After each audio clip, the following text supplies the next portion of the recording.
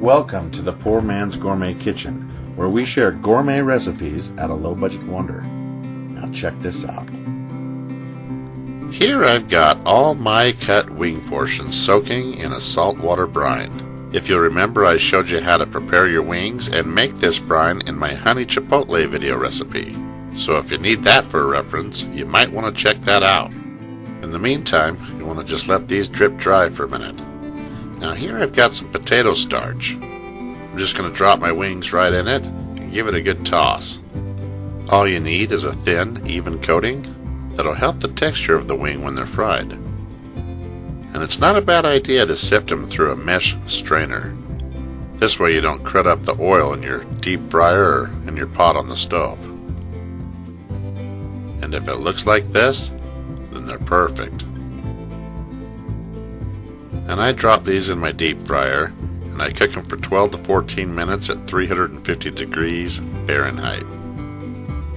You want to watch for them to float and turn that nice golden brown. Then you can pull them out. And you want to let them rest for about 5 minutes.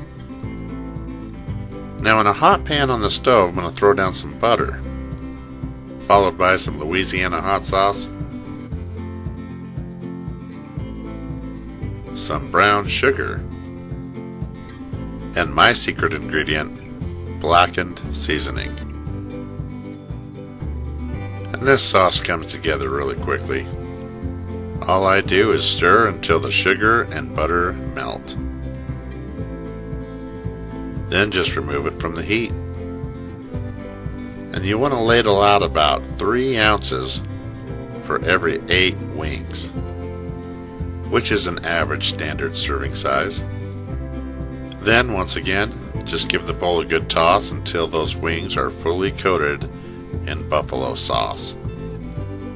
Tell me this doesn't earn a thumbs up. Now all you need is some of my homemade blue cheese dressing, and I'm going to show you how to make this in the next video recipe. But don't forget the celery.